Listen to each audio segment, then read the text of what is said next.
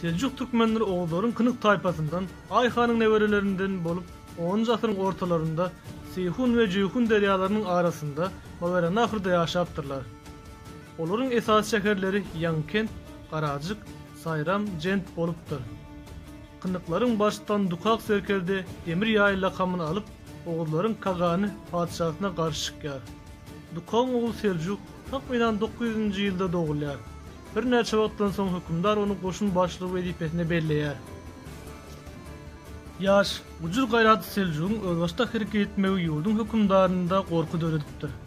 Seljuk beg Yankentden gaýdyp 160 bilen Cent şäherine gelýär. Bu ýerde Seljuk begiň maşgasy we ýanyndakylar islam dinini kabul edip musulman bolýarlar.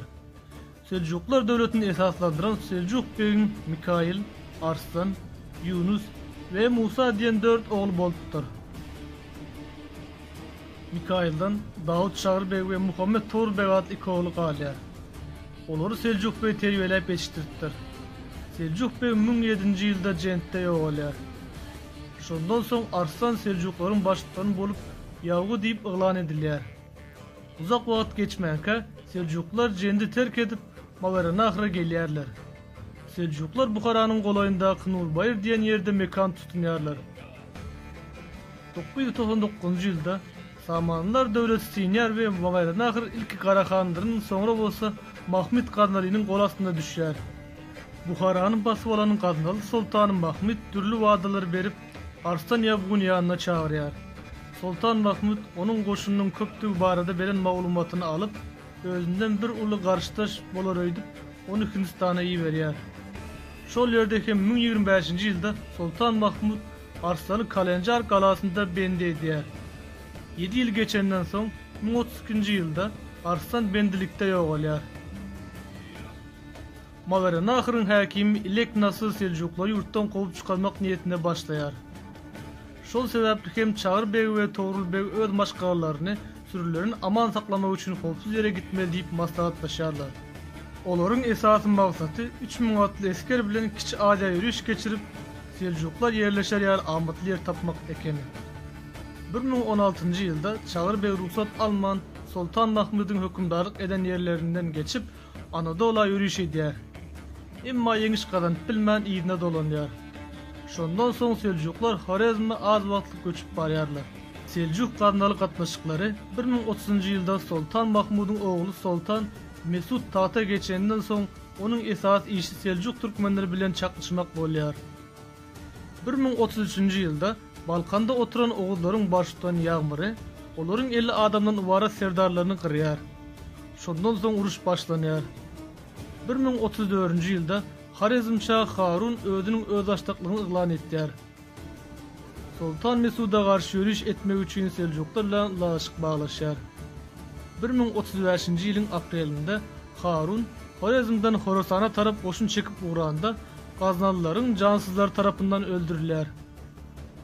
Serdarsyz galan goşun Horezm'e dolanýar. Şeýle ýagdaýda Seljuklar Horasana gidip şol ýerde ýerleşme maksat edinýärler. Olar 900 atly bolup Gaznaly döwletiň hükümdarynyň ruhsat almazdan Am deryadan geçip Mary, Musay töwereklerinde ýerleşipdirler. Seljuk serdarlary Tuğrul we Çağır Bey ören parasatlyk edip Sultan Mesud'a namy bilen ýüzlenipdirler. Özleriniň Horasany basyp almak niýetleriniň ýokdugyny, indi oturulum ýaşar ýaly ýer soraýandyklaryny aýdýarlar. Olaryň soraýan ýerleriniň ýokarsy saras, aşagy Paraw aralygy eken. Hatyn soňunda özleriniň hary ýürüşlere taýardyklaryny, nire ýürüş etmeli bolsa da gitçiliklerini habar beripdir. Haty eşden Mesut Gaznaly gazaba minýär. Ol özüniň beýik serkedeti Begdowdy Hajyby agyr goşun bilen Seljuk türkmenleriniň üstüne iýerýär. Emma Begdowdynyň goşuny Seljuklaryň Harur primine sedebar bolup ýeňilýär. Seljuk beýleri söwüşde gaçyp uruşmak usulyny ulanýarlar. Mesut Gaznalynyň goşuny san taýdan köp we agyr ýaralanandygyna garamazdan Seljuklar tarapyndan 2 gezek derib dagyn edilýär. Birinji gezek Täk galanyň töwereginde 1035. ýylda, ikinji gezek 1038. ýylda Taraktyn golaýynda ýeňilýär. Taňdanakan söwüşi 1040. ýyl. Seljuklar Gaznaly goşundan üstün çykyp Kurultay geçirýärler we Togrul beg özlerini hükümdar saýlapdyrlar. Togrul beg Musa Ýabugyň mara, Çağır beg Saraksa iýeripdir. 1038-nji ýylyň maýynda Horasanyň merkezi hasaplanan Nişapur Togrul beg eýläpdir.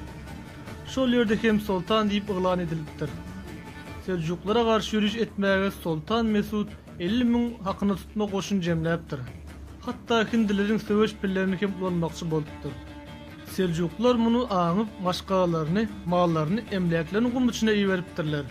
Ýol urunda guýulary bolsa gömüpdirler. Şundan soň Togrul beg we Çağır beg goşunlaryny Abwerde jemläpdirler. Mesudyň goşuny bolsa susuz gowrlanypdyr.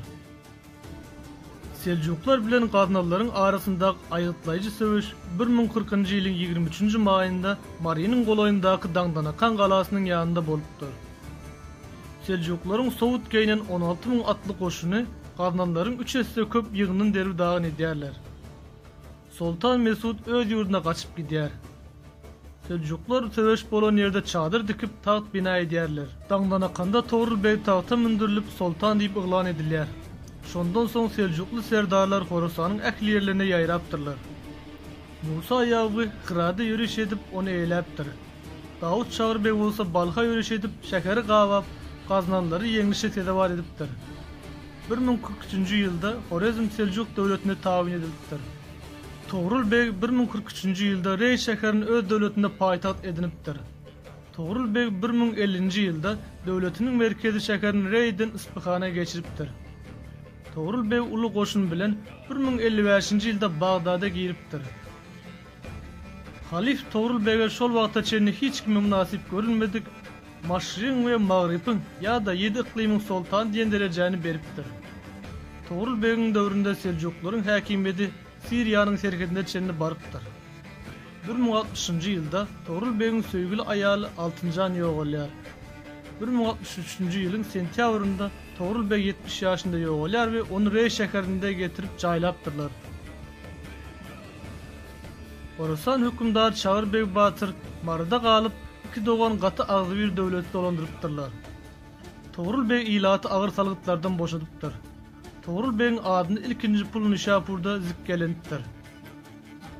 Daňdanakan söwüşinden soň türkmen halkynyň taryhynda uly örüş başlanýar. 100 ýyldan gowrak hüküm süren Seljuk türkmen döwleti töreýär. Seljuklu türkmen döwleti ta Bagdatdan Merkez Aziýa çenli bolan aralykda hükümdarlyk edip, türkmeniň adyny jahana ýaýyp, Sewitdäki ahli halklaryň bagyna deň göz bilen garap, medeniýetini östürmek, ýollar, köprüler we meçitler, kerwansaraylar gurdurmak işleri bilen meşgul bolupdyr.